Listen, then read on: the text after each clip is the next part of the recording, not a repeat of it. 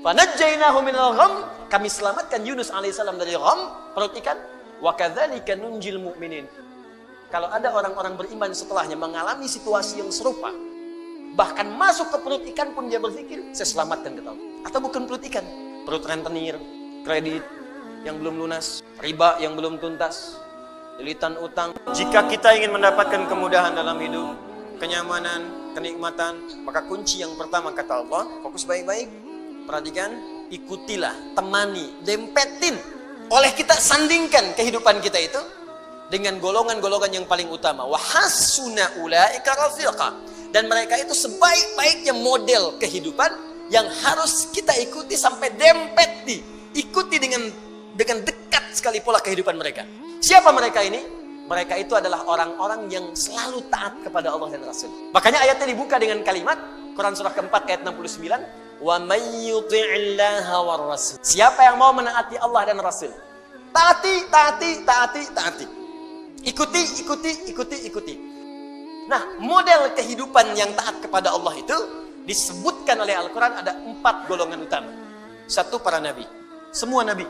Saya pernah jelaskan ini. Ada Al-Anbiya, ada Nabiyin, itu beda. Surah ke-21 namanya apa? Al-Anbiya. 22, Al-Hajj. 23, 114, An-Nas, Masya Allah. Gampang, cepet ya. 21, Al-Anbiya. Ya, Al-Anbiya. Awas, penting menghafal nama-nama surat Al-Quran untuk memudahkan hafalannya. Ya, kami buka karantina, alhamdulillah nih, golongan angkatan kedua itu ada yang hafal 15 hari, 30 juz. Saya bahagia sekali, ada yang 15 hari, ada yang mungkin hari ini selesai itu.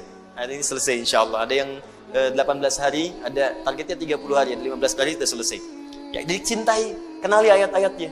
Ya, bahkan sekarang orang-orang saja melamar sudah syaratnya Al-Quran tuh. Ya, kamu namanya siapa? Masya Allah, saya Anas Pak.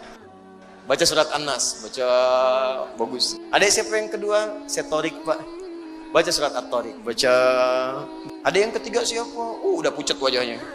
Saya Yusuf Pak. Yusuf. Wah, tapi memang gak hilang akal. Cuman panggilan sehari-hari, kulhu. Dari sini. Ada Al-Anbiya, ada Nabiyin. Kalau Anbiya, beberapa Nabi. Karena itu di surah Al-Anbiya tidak dikisahkan semua. Tapi kalau Nabiyin, itu seluruh Nabi. Dari Nabi Adam alaihissalam sampai Nabi Muhammad sallallahu alaihi wasallam. Jadi Allah akan memberikan pesan kepada kita. Kalau hidup kita ingin tenang, ingin nyaman, ingin nikmat, di rumah tangga, di pekerjaan, di kehidupan sosial, ikuti pola hidup para Nabi. Makanya saat Anda sakit, ada contoh Nabi Ayub yang pernah sakit. Ada yang pernah sakit. Ya Allah, saya sakit kepala, sakit di kaki, sakit di tangan, ya, sakit di kantong, ya, sakit macam-macam. Nah, begitu terkena penyakit fisik, Allah turunkan pola kehidupan Nabi yang pernah sakit. Ada yang ringan-ringan, seperti Nabi Ibrahim sakit. Bagaimana menikmati penyakit itu? Ini yang paling indah. Sakit tapi menikmatinya gitu. Kan kebanyakan orang sakit itu menghadirkan keluhan kan? Makanya dokter bertanya ketika pasiennya datang, keluhannya apa Pak? Keluhannya apa Bu? Ada orang sakit mengeluh. Tapi kalau Anda paham rumus ini, sakit tapi menikmati sakitnya. Pernah nggak ada orang terima sakit? Keluhannya apa? Oh nggak ada, nikmat semuanya. Terus ngapain Bapak kesini? Cuma buat kasih tahu aja. Orang semua sakit itu ditanya keluhan, yang ini tidak menikmati sakitnya. Nabi Ibrahim sakit. Ketika sakit, Quran surah ke-26 ayat 80. Wa idza maridtu fahuwa yashfin. Kalau saya sakit, pasti Allah sembuhkan. Nggak ada keluhan. Allah, Engkau yang memberi saya makan. Engkau yang memberi saya minuman. Engkau yang menghidupkan saya. Engkau yang mewafatkan saya. Seperti Engkau menyehatkan saya dengan makanan dan minuman, saya sakit pun pasti Engkau sembuhkan. Nggak ada keluhan yang keluar. Yang dahsyat Nabi Ayub, ketika Anda berkata, itu kan penyakit biasa Ustaz. Tapi saya ini kena jantung. Tapi kan masih hidup Bu. Kematian itu tidak ada hubungan dengan jantung. Kematian itu dengan ajal. Ada orang nggak sakit jantung pun kalau sudah tiba waktunya meninggal juga. Tapi kan ginjal saya tidak berfungsi. Tapi kan mata ibu berfungsi. Tapi kan telinga bapak berfungsi. Lisan kita berfungsi. Maka ketika ada orang mengeluhkan penyakitnya, Allah turunkan penyakit yang paling dahsyat yang pernah dialami oleh seorang nabi, yang tidak pernah dirasakan oleh orang sebelumnya dan tidak akan pernah dialami oleh orang setelahnya. Supaya nggak ada yang mengeluh lagi. Ketika mengeluh, Allah kemudian balikan. Ini aja nabi saya uji, dia nggak mengeluh. Kamu bukan nabi, kenapa mengeluh? Tapi kan dia nabi, ya Allah. Diturunkan ayatnya. Kalau ada orang yang bukan nabi pun mengikuti amalannya, maka saya akan berikan kenikmatan yang sama seperti dia mengalaminya. Maka turunlah Quran surah ke-21 ayat 83 sampai 84 itu. Wa ayyuba idznada rabbahu anni massani yadurru wa anta arhamur rahimin. Kata Allah, hei, saya akan buka kisah Ayyub alaihissalam supaya kalian belajar. Ketika ia mulai bermohon kepada Allah, saat sakitnya mulai mengganggu dia untuk ibadah. Di saat sakitnya itu biasa, beliau nikmati aja. Nikmati, sholat ya sholat, ibadah ya ibadah, gak ada keluhan. Istrinya bertanya, papa kenapa gak minta kepada Allah sembuhkan? Kata suaminya, berapa lama kita sehat dan senang? 20 tahun. Berapa lama kita diuji dengan sakit dan begini? 7 tahun. Nanti aja, kalau sudah sakitnya sama dengan sehat 20 tahun, baru saya minta kepada Allah. Saya malu dikasih sehat 20 tahun, saya senang. Kenapa ketika dikasih sakit untuk ibadah selama baru 7 tahun sudah mengeluh? Bukankah semuanya datang dari Allah untuk kita beribadah kepada Allah? Dikasih kaya 20 tahun, kita senang. Diuji dengan fakir baru 7 tahun, sudah mengeluh. Saya malu. Nanti aja kalau ujiannya sudah serupa. Jadi bagi Nabi Ayyub gak ada bedanya. Harta ada, gak ada harta, tetap ketaatan kepada Allah meningkat. Sakit dan sehat gak ada bedanya bagi beliau. Sehat ujian untuk beramal sempurna, sakit untuk banyak istighfar. Bukankah ketika sakit ada peluang dosa kita diampuni? Dikala cara berpikir kita seperti Ayyub alaihissalam, diajarkan ini zikirnya. Apa jawabannya? Fastajabna fakashafna ma bihi min dhurrin wa atainahu ahlahu wa mithlahum ma'hum rahmatan min indina. Belum selesai sampai sini. Wa dzikra lil 'abidin. Ketika Nabi Ayyub alaihissalam bersabar dengan penyakitnya, beliau menikmatinya, dan ketika mulai mengganggu penyakitnya untuk ibadah, baru bermohon kepada Allah, ya Allah, penyakit ini sudah menghambat saya untuk ibadah. Minta sembuh itu bukan sekedar minta sehat, supaya ibadahnya nggak keganggu. Di ketika sakit biasa saja, ketika ibadah terganggu baru minta sembuh. Ya Allah, kaki saya sakit. Jangankan kamu, banyak yang sakit kaki. Ya Allah, sakit di kaki ini sudah mulai mengganggu saya untuk bisa ke masjid berjamaah. Begitu caranya. Ya Allah, kepala saya sakit. Banyak yang sakit kepala. Ya Allah, penyakit di kepala ini sudah mulai mengganggu saya untuk khusyuk berzikir kepadamu. Jadi begitu Anda menikmati itu untuk kepentingan ibadah, ditutup dengan kalimat wa dzikra lil 'abidin. Ini aku ingatkan untuk hamba-hambaku yang lain selain Ayyub. Jika kalian mengalami hal yang serupa, amalkan amalan seperti Ayyub merasakan.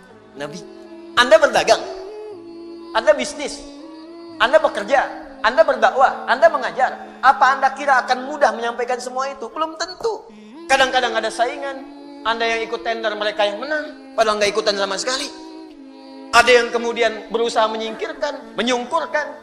Ada yang mengajar juga, kadang-kadang ada yang menyoal. Bukan cuma Anda, bahkan ada seorang Nabi namanya Yunus alaihissalam. Berdakwah, bekerja dengan baik, disoal oleh orang sampai diusir dari kampung. Masuk kemudian ke perahu, dilempar, ditelan ikan paus. Anda bayangkan, Anda masih hidup sampai sekarang, beliau di dalam perut ikan paus. Tapi kau masih bisa nikmat aja zikir. Idznada fi dhulumati, ya. Baca ayatnya, wa dhannuni. Baca ayatnya 86 sampai 87-nya. Wa dhannuni idh dhahaba mughadiba, ya. Wa dhanna an lan naqdir alayhi. Wa nada fi dhulumati alla ilaha illa anta subhanaka inni kuntu minadh dhalimin. Tadinya gelisah. Enggak enak tuh. Ditelan dalam perut ikan paus. Kira-kira tuh di dalam perut ikan paus itu, maaf ya, terang atau gelap? Pengap atau nyaman? Kebayang aja pasti pengap, sempit pengap. Dalam perut ikan yang sangat besar itu, sempit pengap. Tapi masih bisa berzikir kepada Allah. La ilaha illa anta subhanaka inni kuntu minadh dhalimin. La ilaha illa anta subhanaka inni kuntu minadh dhalimin. La ilaha illa anta subhanaka inni kuntu minadh dhalimin. Allahu akbar. Apa jawabannya? Fastajabna lahu. Ya, wa najjaynahu minal gham. Perhatikan jawabannya. Tadi Nabi Yunus alaihissalam masuk ke dalam perut ikan paus. Tapi ketika dijawab doanya, jawabannya bukan mengeluarkan beliau dari perut ikan paus. Kalau mau konsisten, fastajabna lahu wa najjaynahu minal hut. Kami jawab doanya, kami bebaskan dia dari perut ikan itu, kami keluarkan. Tapi yang terjadi adalah kalimatnya indah. Fanajjainahu minal ghammi. Gham. Apa itu gham? Gham itu awan gelap yang menaungi. Gelap. Tiba-tiba gelap. Fokus. Jadi ada ghamam, ada gham, itu beda. Kalau ghamam itu awan teduh yang menaungi. Ghamam. Al-Baqarah ayat 57. Wa dhallalna 'alaikumul ghamama wa anzalna 'alaikumul manna wassalwa. Paling kiri sebelah bawah. Ayo, mana Qurannya? Ada ghamam, ada gham. Kalau gham itu awan gelap yang menaungi. Maksudnya ini bahasanya tinggi, bukan awannya. Tapi suasana gelap yang mencekam. Kadang kalau orang sedang melihat awan gelap, siang-siang gelap, perasaannya bagaimana? Enak ya? Gak enak, jalan gak enak, perasaan gak enak. Yang dimaksudkan di sini bahasa kiasan. Ada orang yang mengalami situasi yang gelap, bikin sesak, seperti Nabi Yunus berada di perut ikan paus. Suasana gelap, bikin sesak. Mungkin tidak harus masuk ke perut ikan. Anda ikut pekerjaan, tiba-tiba dijahili oleh orang. Anda yang difitnah, bukankah gelap? Pulang siang tapi sudah longlai. Nyampe rumah nggak ada senyum. Ada yang ikut ujian, begitu mau wisuda, ada nilai yang hilang belum sampai, tiba-tiba gelap. Ada yang sudah mau lamaran, besok mau nikah, tiba-tiba pasangan berubah keputusan. Gelap. Seketika kan gelap, ya Allah. Padahal situasi siang. Oh, aku seperti tersambar halilintar. Padahal halilintar gak ada. Makanya kalimat Qur'annya indah.